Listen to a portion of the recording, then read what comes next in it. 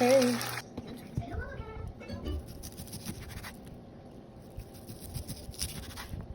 Thinly slice the beef.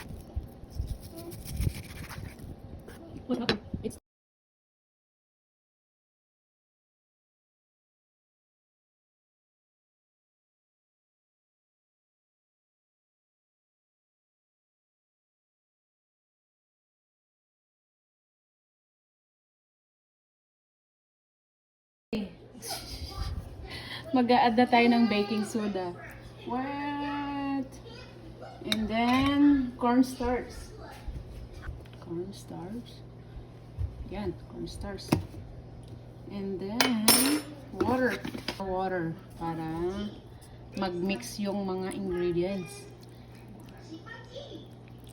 Okay, let's see. Marinate it.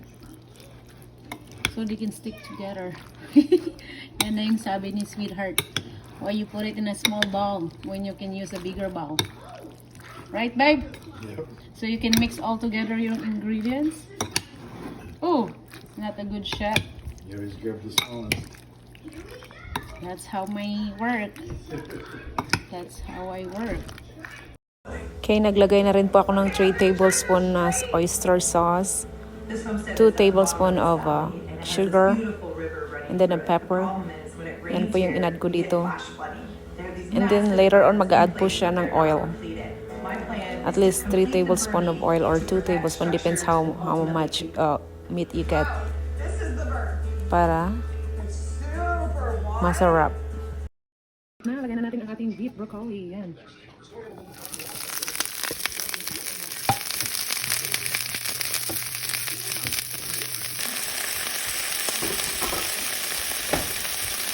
Naglagay ako ng konting wine. And then mag-add ako ng salt. Konting salt. Then, maganda yung color ng ating broccoli. Green na green. Which is yung color na gusto natin sa ating gulay. Matingkad na green. Mag-add ako ng salt. Salt sa ating broccoli. And then, konti. And then, mag-add ako ng konting water. Para maluto siya. Okay. Just a little bit of water.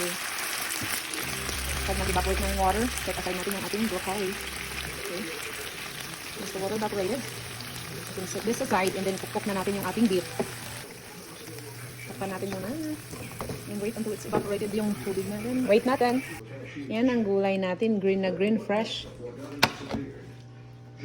Yan ang sekreto para yung gulay natin is green na green, fresh. Okay, so new pan natin, maglagay tayo ng oil. And then yan, igigisa na natin yung ating beef at make sure na maluto siya ng maayos. Okay? Can I surf it?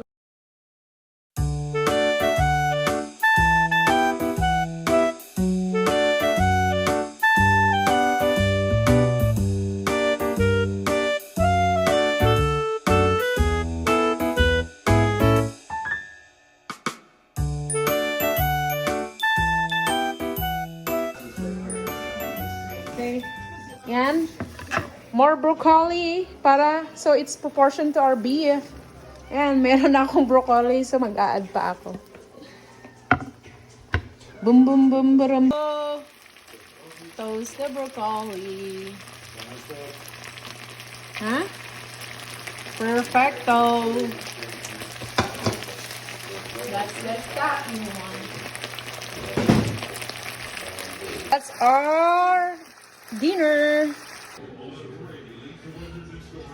Wizards already beat us there. Huh? It's a long game. That's wrong. It's like a Mm-hmm. Ilagay natin sa plate ni There's Mr. that 3 slams already. Nice. That's how we want it. Yan, pagkain ni Mr. ko. Oh? Yeah. That's my husband's bite. Look at that. Looks so yummy.